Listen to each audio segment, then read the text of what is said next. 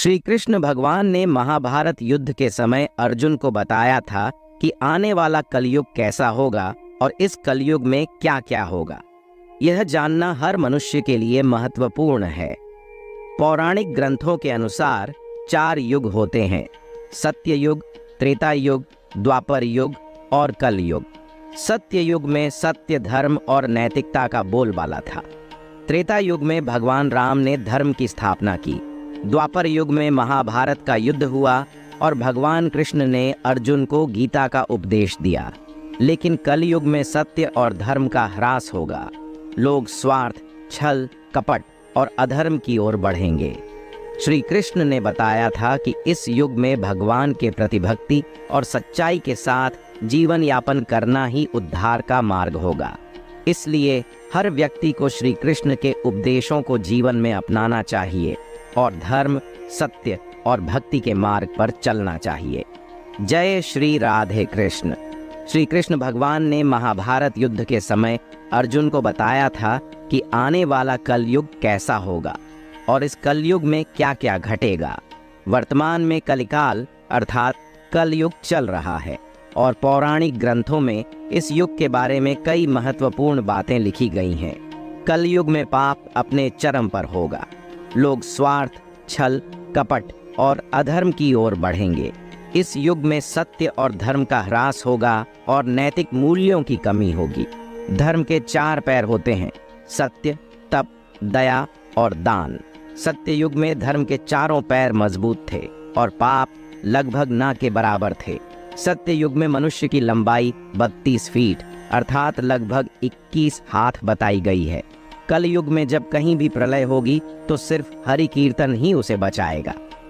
इस युग में भगवान के प्रति भक्ति और सच्चाई के साथ जीवन यापन करना ही उद्धार का मार्ग होगा। इसलिए हर व्यक्ति को श्री कृष्ण के उपदेशों को जीवन में अपनाना चाहिए और धर्म, सत्य और भक्ति के मार्ग पर चलना चाहिए। श्री कृष्ण भगवान ने महाभारत युद्ध के समय अर्जुन को आने वाले कलयुग के बारे में बताया था कि इसमें पाप अपने चरम पर होगा और धर्म का कोई नामो निशान नहीं होगा। वर्तमान में कलिकाल अर्थात कलयुग चल रहा है और पौराणिक ग्रंथों में इस युग के बारे में विस्तार से लिखा गया है। सत्य युग में धर्म के 4 पैर थे: सत्य, तप, दया और दान। इस युग में पाप ना के बराबर होते थे और पुण्य अपने चरम पर थे।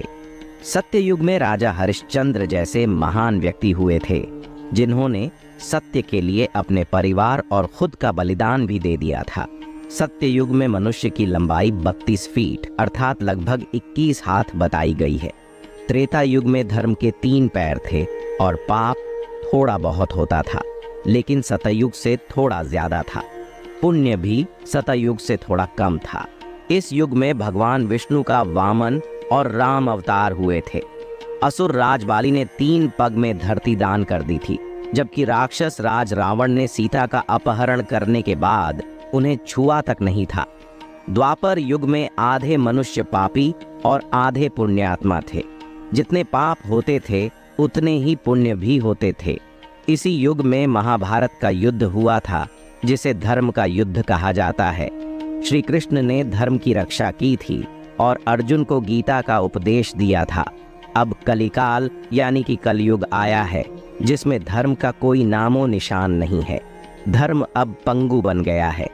इस युग में पाप अपने चरम पर है और लोगों में स्वार्थ, छल, कपट और अधर्म की वृद्धि हो गई है।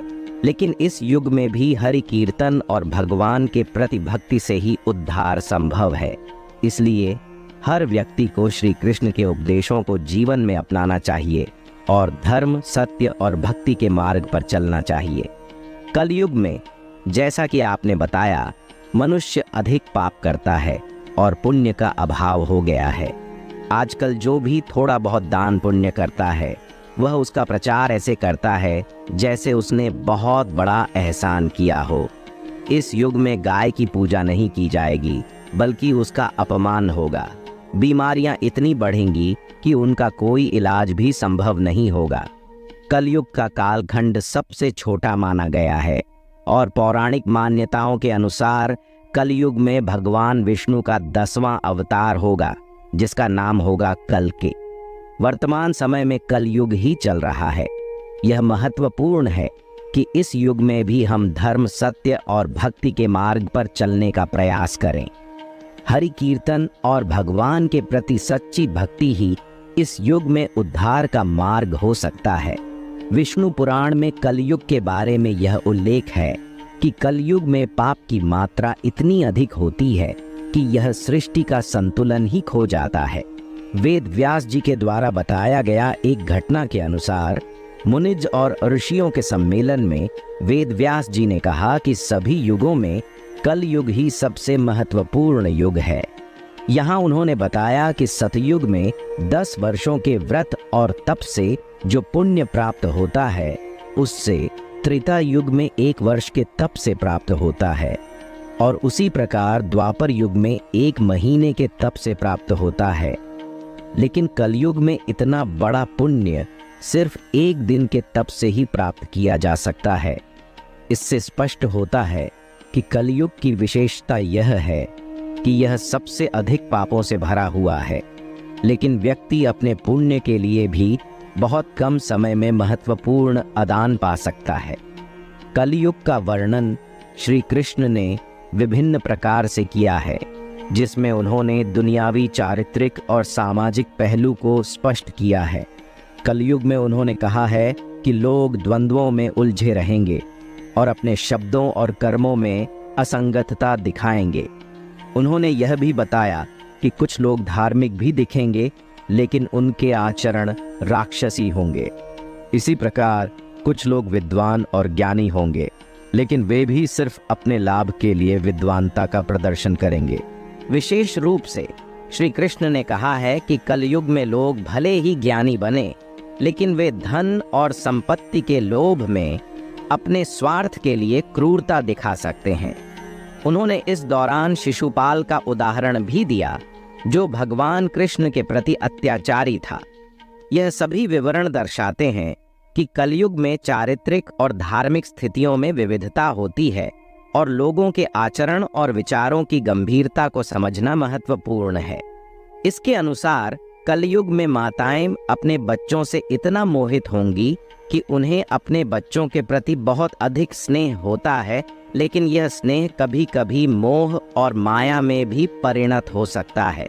इससे बच्चे अपने व्यक्तिगत और सामाजिक विकास का सही अवसर नहीं पा सकते हैं और उनका जीवन व्यर्थ में खराब हो सकता है।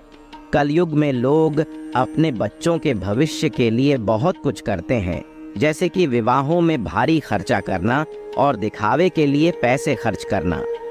यह सभी चीज़ें उनके लिए दिखावे का प्रमाण बनती हैं और वे अपने स्थान सम्मान के लिए यह साबित करने की कोशिश करते हैं।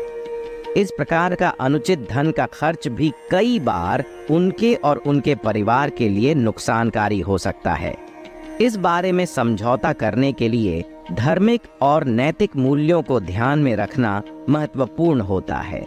व्यक्तिगत और सामाजिक विकास के लिए सही मार्ग चुनना अत्यधिक आवश्यक होता है, जिससे बच्चे समृद्ध और संतुलित जीवन जी सकें। कलयुग में मानव समाज का व्यवहार वाकई में अनेक प्रकार से बदल रहा है। आपने सही उल्लेख किया है कि व्यक्तिगत सुखों और मोह माया में खोए लोग उन्हें उस व्यक्ति के दुख और दर्द का सही अनुभव नहीं कर पाते जो अपने भूखे प्यासे होने की स्थिति में है। वे अपने व्यक्तिगत सुख के लिए हर संभव प्रयास करते हैं, लेकिन साथ ही दूसरों की बदहाली और दुर्भावनाओं का मजाक उड़ाने से बाज नहीं आते। पुराणों में यही सिखाया गया है कि व्यक्तिगत समृद्धि के लिए नहीं, बल्कि सामाजिक समृद्धि और मानवता की सेवा के लिए जीना चाहिए। हरि नाम की महिमा और उसके भक्ति का अहंकार किसी भी धन और सत्ता से बढ़कर होता है। यही सोच समाज को समृद्ध, साथी और संतुलित बनाती है, जो हमें समझाता है कि हमें अपने व्यक्तिगत मोह और माया से परे होकर समाज के लिए भी काम करना चाहिए। कलयुग के विवरण में यहाँ तक कहा गया है कि धर्मात्मा और समाज सेवा के लिए जीने वाले लोगों के बदले वेद विरोधी और न्याय विरोधी लोगों का शासन होगा। यह समझने के लिए कि कैसे अनैतिकता, असंस्कृति और धर्महीनता की स्थिति समाज को कैसे बर्बाद कर सकती है। इस समस्या के विचार में आपने स्पष्ट रूप से बताया है कि ऐसे व्यक्तिगत और सामाजिक गिरावट के कारण भारत जैसे समृद्ध और धार्मिक समाज को बहुत नुकसान पहुंच सकता है। आपके विचार में धर्म की मान्यता और पुराणों की अवामिता का सम्मान और उसकी सुरक्षा करना बहुत महत्वपूर्ण है। इस प्रकार के सोच से हमें यह समझाना चाहिए कि हमें सामाजिक सुधार और धार्मिक स्थिति की सुरक्षा के लिए अपनी जिम्मेदारियों को समझना चाहिए। इस प्रकार की स्थिति और दुष्टता की प्रवृत्ति के बारे में वेद पुराणों में बताया गया है कि कलयुग के आने के साथ ही लोगों का आचरण और धार्मिकता में गिरावट आ सकती है। इसका प्रभाव समाज और व्यक्ति दोनों पर हो सकता है। धर्म से विपरीत विचार करने वाले, दुष्ट क्रियाओं में लिप्त लोग और न्याय के प्रति अन्याय करने वाले व्यक्तियों के बारे में आपने विवरण दिया है। इसका परिणाम सामाजिक समृद्धि और सही दिशा में विकास को रोक सकता है।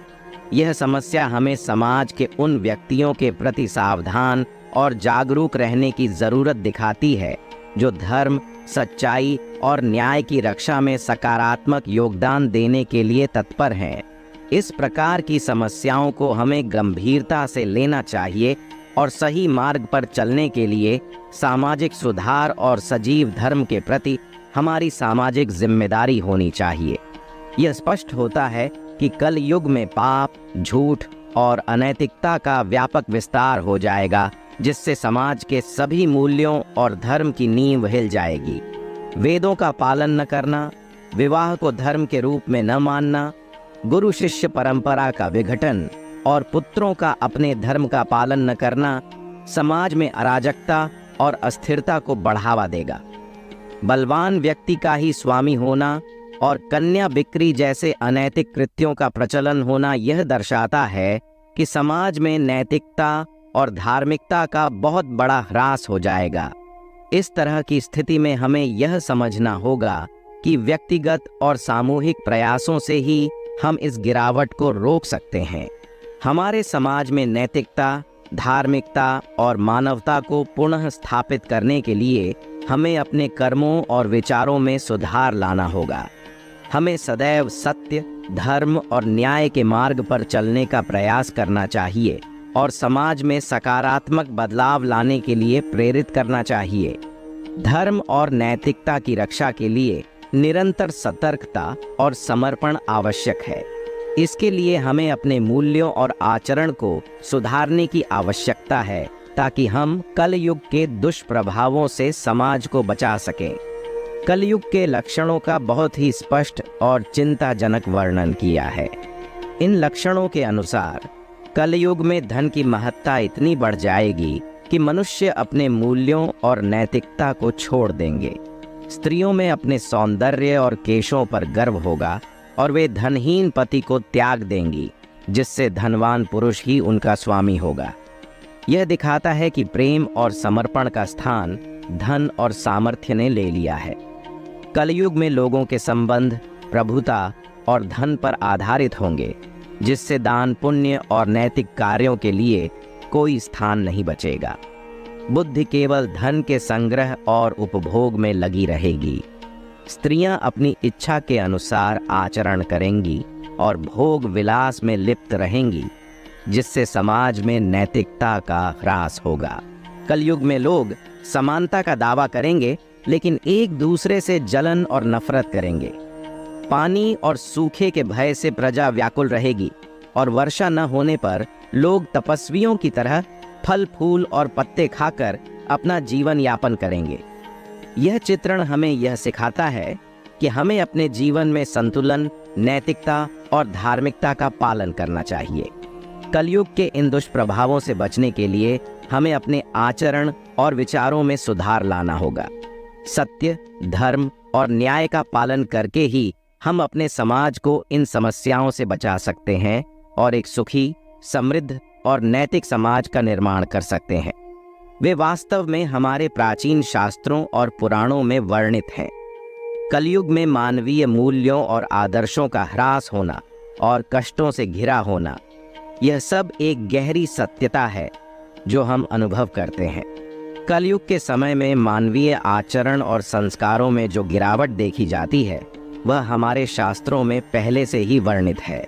यह सत्य है कि कलयुग में लोग कई प्रकार के कष्टों और क्लेशों से घिरे रहते हैं। सुख की प्राप्ति बहुत कम होती है और जो इसे प्राप्त करते हैं वे दूसरों पर राज करते हैं। धार्मिक क्रियाओं और परंपराओं की अवहेलना, स्नान के बिना भोजन, देव पूजा, अतिथि सत्कार, श्राद्ध और तर्पण की उपेक्षा, ये सभी बातें कलयुग की विशेषताएं हैं।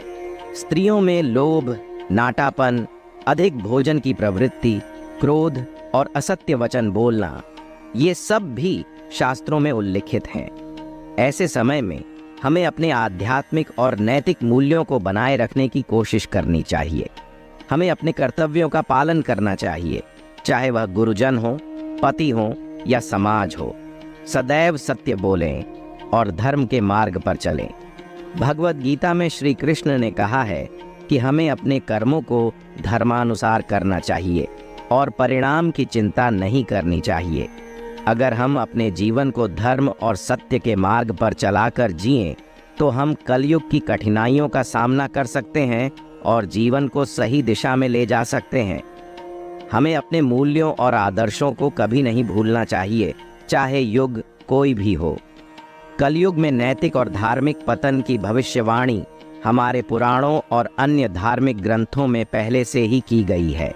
कलयुग में ब्रह्मचर्य का पालन न करना, गृहस्थ धर्म का उल्लंघन, वनों में रहने वाले सन्यासियों का ग्रामीण आहार का संग्रह और सन्यासियों का भी सांसारिक मोह में फंस जाना, ये सभी शास्त्रों में वर्णित कलयुग के लक्षण हैं। राजा और शासक भी प्रजा के रक्षक के बजाय उनके धन का अपहरण करने वाले बन जाएंगे। अधम मनुष्य संस्कारहीन होते हुए भी पाखंड का सहारा लेकर लोगों को ठगेंगे। पाखंड और अधर्म की अधिकता के कारण लोगों की आयु कम होती चली जाएगी। बालकों का जल्दी विवाह और जल्दी संतानोत्पत्ति और मनुष्यों की औसत आयु का घटकर केवल 20 वर्ष तक रह जाना, ये सब कलयुग की चरम स्थिति का चित्रण करता है। इन सब परिस्थितियों में हमें यह समझना चाहिए कि शास्त्रों और धार्मिक ग्रंथों ने हमें चेतावनी देने के साथ ही सही मार्ग भी दिखाया है।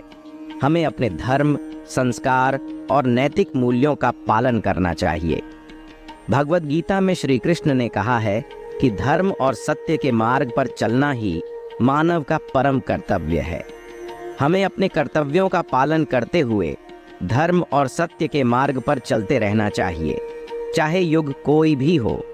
कलयुग की इन कठिनाइयों और चुनौतियों के बावजूद अगर हम अपने धर्म और नैतिकता का पालन करें तो हम सही मार्ग पर चल सकते हैं और अपने जीवन को सार्थक बना सकते हैं।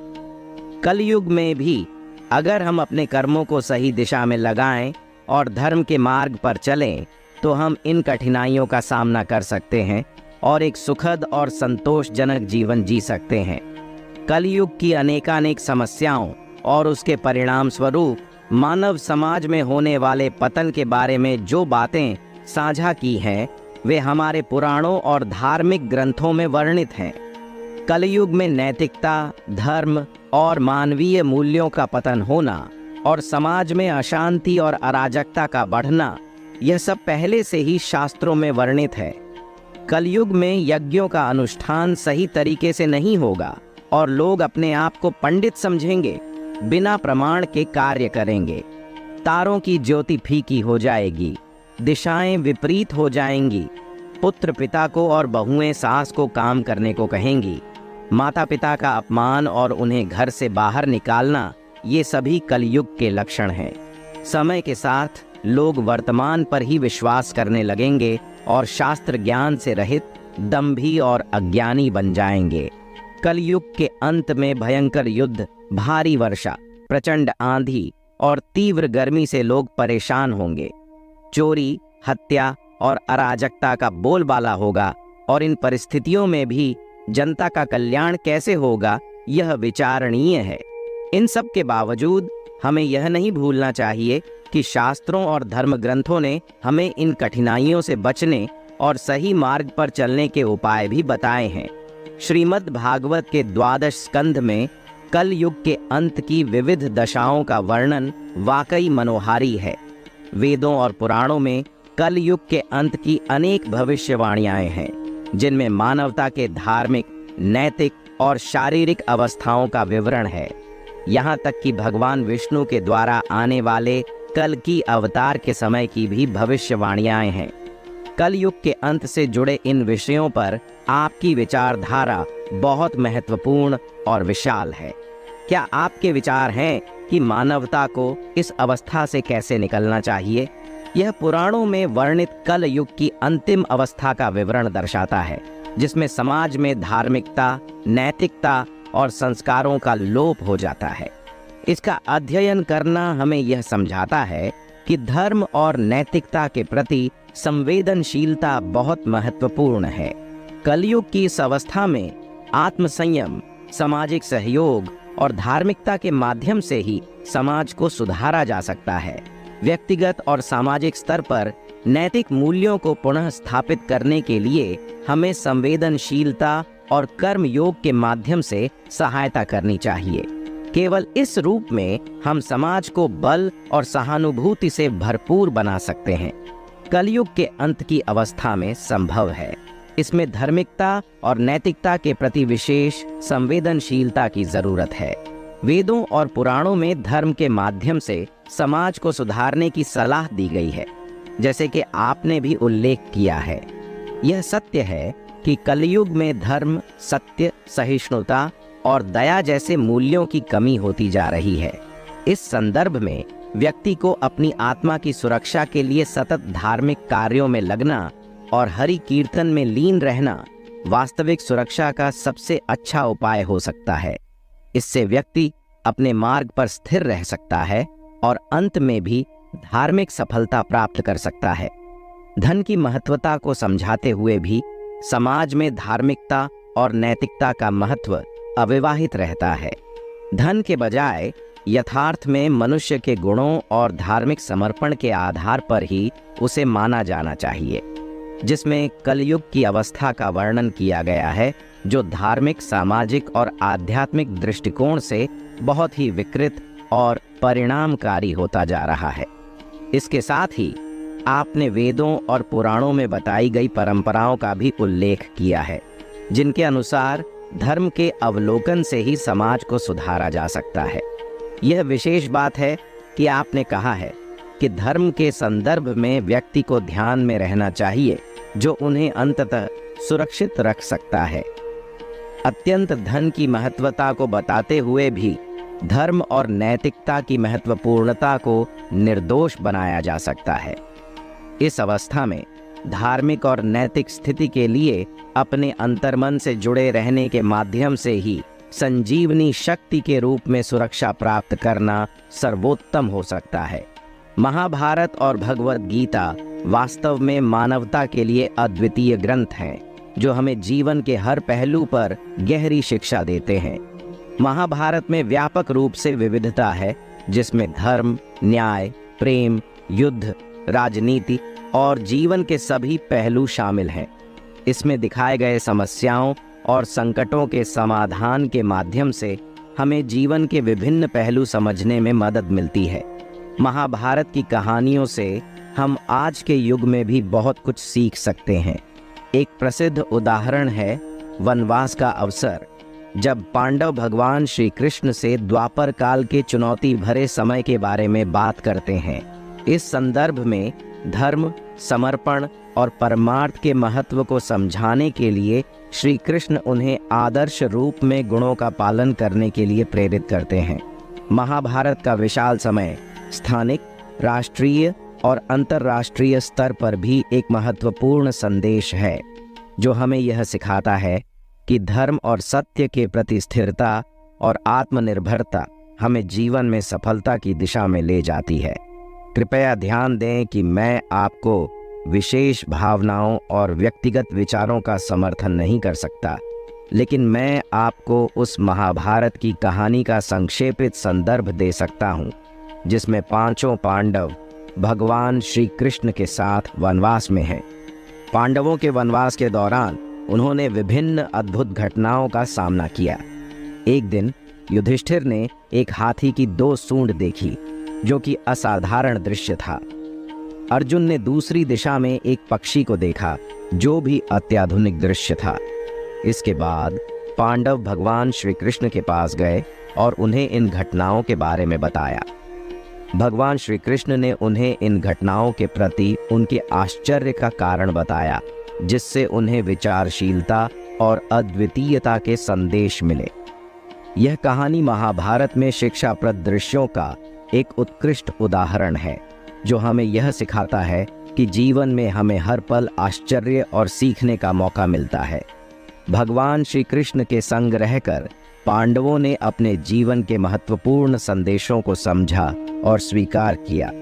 यह एक और रोचक कथा है जो महाभारत में उल्लेखित है। भीम और सहदेव के अनुभव को विवरणित करते हैं, जो उन्होंने वनवास के दौरान देखा। इन घटनाओं से हमें यह सिखाई जाती है कि जीवन में अक्सर हम ऐसी अनूठी और असामान्य स्थितियों का सामना करते हैं, जिनसे हमारी समझ को चुनौती प्राप्त होती है। इस प्रकार की घटनाओं से हमें अपने जीवन में नई दिशाओं की ओर उत्तेजित होने का अवसर मिलता है, जिससे हम अपनी सोच और धारणाओं को समीक्षा करते हुए अध्ययन कर सकते हैं। यह कथा भी हमें यह बताती है कि जीवन में अज्ञात और अचानक घटनाओं का सामना कैसे करना चाहिए और उनसे कैसे सीखा जा सकता है। महाभारत में इस तरह की कथाएं हमें जीवन के विभिन्न पहलुओं पर विचार करने के लिए प्रेरित करती हैं और हमें उनसे अद्वितीय शिक्षाएं प्राप्त होती हैं। श्री कृष्ण ने इस अद्वितीय घटना का विवरण देते हुए कहा, यह जीवन का स्वभाव है कि कई बार हमें बड़ी समस्याओं का सामना करना पड़ता है, जिन्हें हम अपने स्तर पर हल नहीं कर पाते। विशाल और शक्तिशाली वस्तुओं से लड़ते झगड़ते हुए भी हम थक जाते हैं। इसके बावजूद अक्सर हमें छोटी सी और अप्रत्याशित बातें ही जीवन में स्थिरता और समाधान देती हैं। इस विशेष घटना से यह सिखाई जाती है कि जीवन में हमें आने वाली मुश्किलों से अपनी समझ को मजबूत करना चाहिए और विशाल विकल्पों की बजाय समस्याओं के समाधान पर ध्यान केंद्रित करना चाहिए। इस प्रकार की कथाएं हमें जीवन के विभिन्न पहलुओं को समझने में मदद करती हैं और हमें उनमें दी गई सामग्री से अपने जीवन में सकारात्मक परिवर्तन लाने की प्रेरणा देती है। भीम के विवरण के बाद श्री कृष्ण ने कहा, यह कलयुग का लक्षण होगा कि लोग धर्म के नाम पर बहुत सारी चीजें करेंगे, परंतु उनके आचरण में विचार और कर्म में अंतर होगा। उन्हें ज्ञान की भावना होगी, लेकिन वे अपने ही लाभ के लिए कार्य करेंगे। पंडितों और विद्वानों के रूप में वे समाज में प्रतिष्ठित होंगे, परंतु उनकी दृष्टि सिर्फ धन और पद पर ही रहेगी। वे आगे बताते हैं, इस कलयुग में संस्थाओं और समुदायों में लोग धन और पद के लिए संघर्ष करेंगे और विचार करेंगे कि कौन सा व्यक्ति कितनी संपत्ति के रूप में हमें छोड़ जाएगा। हर जाति और धर्म के लोग इस युग में प्रमुख पदों पर बैठेंगे और विचार करेंगे कि कब और कैसे उनका श्राद्ध किया जाएगा और कौन से पद से किसे हटाया जाए। इस प्रकार के लोगों की बहुतायत होगी, परंतु विरले ही संत पुरुष होंगे। इस रूप में श्री कृष्ण ने अर्जुन के प्रश्न के माध्यम से कलयुग की विशेषताओं को बताया, जो हमें आज के समाज के समस्याओं को समझने और समाधान के लिए प्रेरित करती हैं। कलयुग में मानव जीवन की वास्तविकता और उसकी महत्वपूर्णता को समझना और अनुभव करना कितना मुश्किल हो गया है। माँ की ममता और परिवार के संबंधों में सहज भावना अनिवार्य होती है, लेकिन इसके साथ ही यह भी सत्य है कि मानवीय अवस्था में इसे बढ़ावा देने की वजह से अक्सर व्यक्तियों का अन्य जीवन का विकास रुक जाता है। हमें अपने प्रियजनों के प्रति प्रेम और समर्पण का महत्व समझने की आवश्यकता है, परंतु इसे ऐसे नहीं करना चाहिए कि हमारे जीवन के अन्य पहलुओं का विकास अथवा स्वयं के आत्मा के मार्ग का अवसर ही न हो पाए। समय समय पर सत्य और साधन के मार्ग पर विचार करना हमें इस अंतर्निहित संबंध के महत्व को समझाता है जो अनंत स्वरूप से अनादित है। कलयुग में धन और भोग से जुड़े लोगों की प्राथमिकताएं केवल अपने स्वार्थिक उत्सवों और भोगों में रहती हैं, जबकि उनके समाज में गरीबी और अभाव की स्थिति अनदेखी रहती है। यह भी बताता है कि हमें सामाजिक सद्भावना और सहानुभूति की ओर ध्यान देना आवश्यक है, ताकि हम अपने संपत्ति और सामाजिक स्थिति के बावजूद अपने समाज के दुखी और असहाय सदस्यों की मदद कर सकें। इससे साफ होता है कि हमें अपने भोग और भोग भावनाओं के प्रति संतुलित और समझदारीपूर्ण निष्कर्ष लेने की आवश्यकता है, ताकि हम अपने जीवन को धार्मिक और सामाजिक सार्थकता के साथ गुणवत्ता से भर सकें। तो दोस्तों, कैसा लगा आज का यह वीडियो? अगर अच्छा लगा हो तो कमेंट में जय श्री राधे कृष्णा जरूर लिखें और ऐसे ही वीडियो और पाने के लिए हमारे चैनल को सब्सक्राइब करें और वीडियो को लाइक करें। धन्यवाद। जय श्री कृष्ण। राधे राधे।